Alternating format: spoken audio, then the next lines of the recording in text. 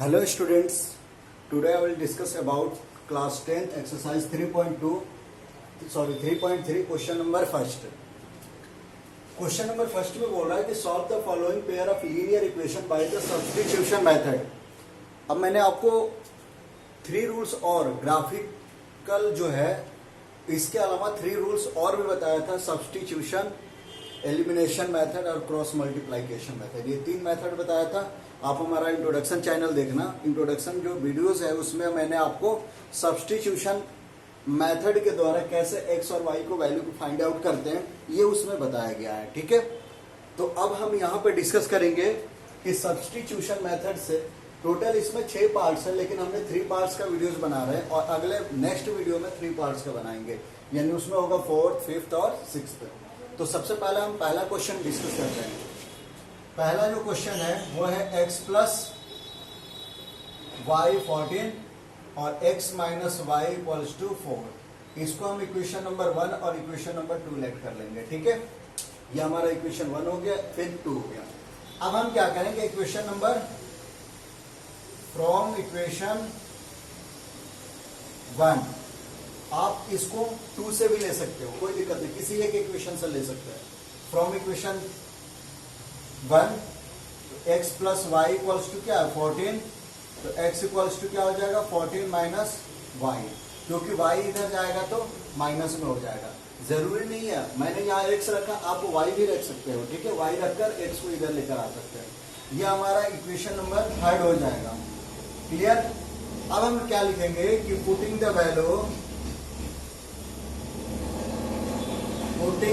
Value of x in equation number second,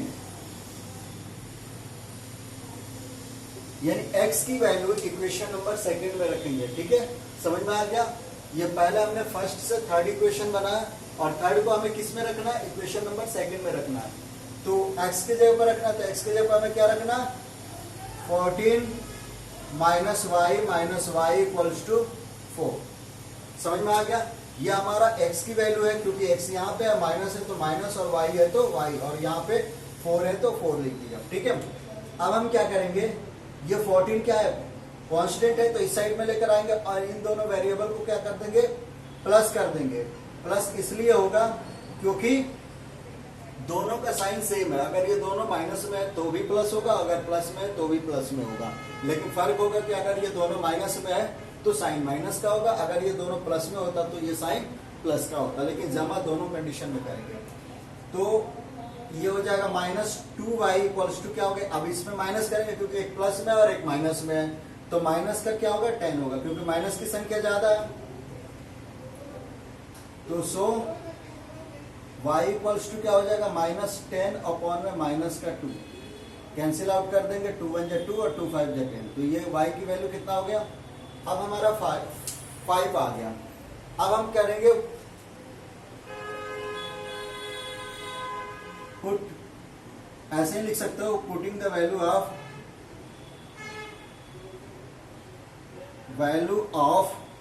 y इन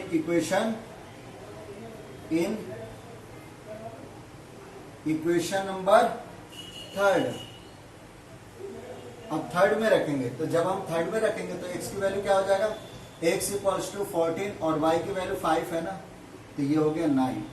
तो हमारा answer जो है वो ये है, x इक्वल्स टू क्या है 5 और y इक्वल्स टू 9। तभी इसको अगर हम चेक करना चाहेंगे तो चेक कर सकते हैं, इन दोनों का प्लस 14 आ गया, अगर इन दोनों को माइनस करेंगे तो 4 के इक्वल आ गया। दोनों इक्वेशन को क्या कर रहा है, प्रूफ कर रहा है। तो ये हमारा क्वेश्चन नंबर फर्स्ट जो है वो कंप्लीट हो गया। अब हम चलेंगे क्वेश्चन नंबर सेकंड की बात कर रहे हैं। ठीक है, तो सेकंड में क्या है, s minus t equals to 3 और यहाँ पे s अपॉन में 3 प्लस t अपॉन में 2 इक्वल्स टू 6। तो ये जो इक्वेशन है इसको तो हम 1 लेट कर लेंगे और इसको क्या करेंगे कि सॉल्व करेंगे। कैसे सॉल्व करोगे, इन दोनों का एलसीएम 6 आएगा। अब ये हो जाएगा 2s plus 3t equals to 6। अब हम क्रॉस मल्टीपल करेंगे तो 1 को इन सबसे मल्टीपल करेंगे तो क्या आएगा, यही आएगा, प्लस 3t इक्वल्स टू 36। तो ये हमारा इक्वेशन नंबर 2 आ गया। समझ में आ गया होगा कि इसको पहले हम क्या करेंगे, फ्रैक्शन को सिंपल में करेंगे। यहाँ पे 6 एलसीएम आया था और 6 इससे मल्टीपल हो गया 36 और 1 को इससे, क्योंकि क्रॉस मल्टीपल वाला रूल जो पहले प्रीवियस वीडियोस में मैंने आपको बताया था। ठीक है, तो अब हमारा सेकंड नंबर के सेकंड क्वेश्चन क्या होगा, ये हो गया। तो हमें क्या करना है, फ्रॉम फर्स्ट, पहला से हमें थर्ड इक्वेशन बनाना है ना, s minus t equals to 3। तो s इक्वल्स टू क्या हो गया, 3 प्लस टी। ये कितना हो गया, थर्ड इक्वेशन हो गया। समझ में आ गया थर्ड। तो ऐसे ही ये भी लिखोगे, putting the value of s in equation second. अब हमें सेकेंड में रखना है इक्वेशन। ठीक है, putting the value, same statement होगा। तो putting the value of s in equation number second. अब हम सेकेंड में रखने जा रहे हैं, तो s यहां पे होगा। जब यहां पे रखेंगे तो क्या होगा, 2 बाहर हो जाएगा, क्योंकि s के जगह पर हमें रखना है 3 प्लस टी, और यहां पे प्लस 3t और इक्वल्स टू 36। समझ में आ रहा होगा, क्योंकि s के जगह पर रखना है ना 3 प्लस टी, तो 2 क्या हो जाएगा, बाहर हो जाएगा ब्रैकेट के बाहर, और अंदर 3 प्लस टी कर देंगे। अब क्या करेंगे, दोनों को मल्टीपल करेंगे। इसको करेंगे तो 6 plus 2t plus 3t equals to 36। ठीक है, अब हम क्या करेंगे, यहां पे देखो, अब इस चीज को हम यहां लेकर आ रहे हैं, यहां से। ठीक है, तो अब यहां पे 6 कांस्टेंट है तो इस साइड में जाएगा, तो और ये 2t और 3t, क्योंकि दोनों प्लस में है तो 5 का t हो जाएगा, और इक्वल्स टू 36 माइनस 6 हो जाएगा। तो 5t इक्वल्स टू क्या हो गया, 30। सो t इक्वल्स टू क्या हो जाएगा, 30 अपॉन में 5 कैंसिल आउट होगा तो 6 आ गया। अब 6 आ गया। अब हमें पुटिंग द वैल्यू ऑफ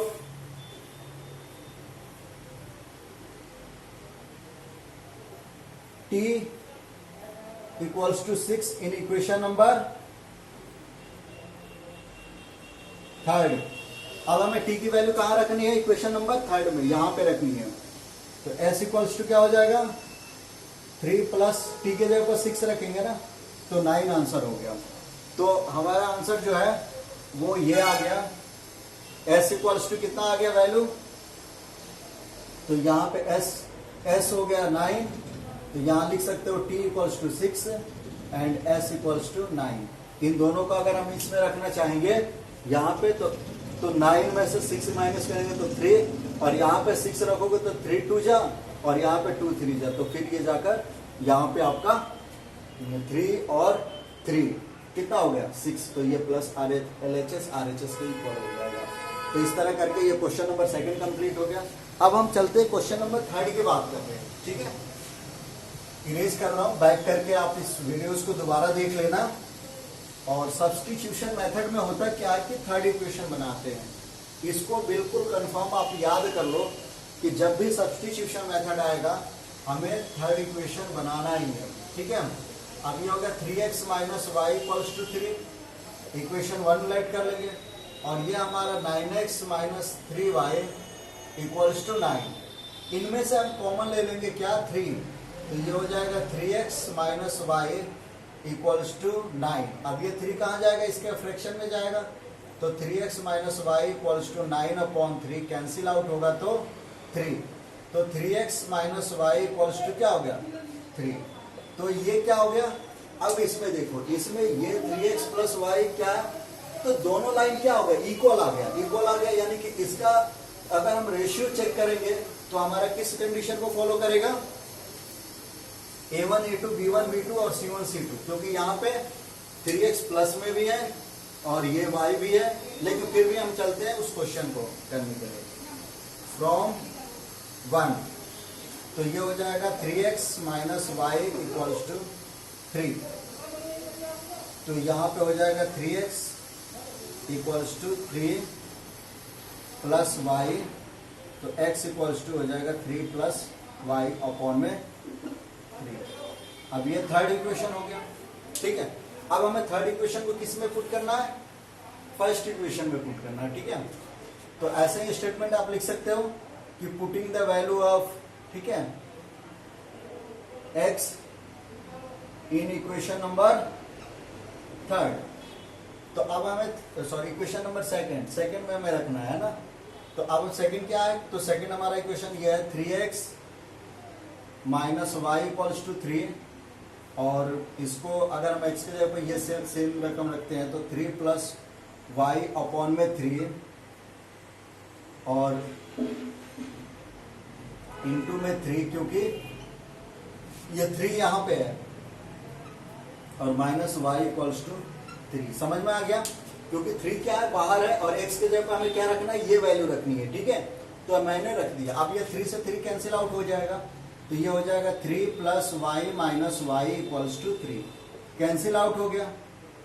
तो जिस इक्वेशन में अगर वेरिएबल कैंसिल आउट हो जाता है वो क्या होता है, कॉन्सिडेंट हो जाता है। कॉन्सिडेंट का मतलब ये हो गया कि ये लाइन जो है वो कॉन्सिडेंट यानी एक दूसरे के ऊपर होगा, इसका मेन ही सॉल्यूशन होगा, ठीक है।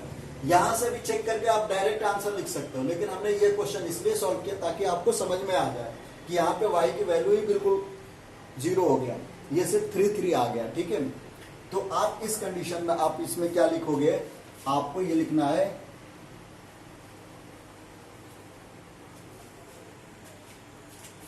लिखोगे the pair of this linear equation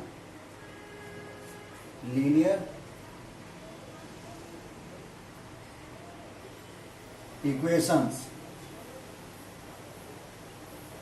are many solution.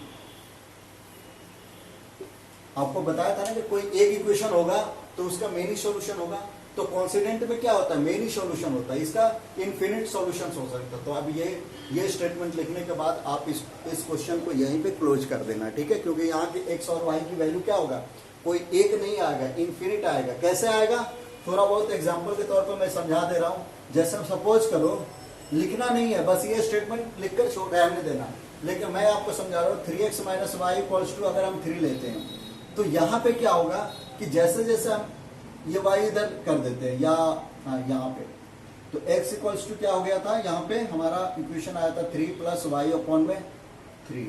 अब यहाँ इक्वेशन आया था ना, यहाँ पे ये थर्ड इक्वेशन आया था ये वाला।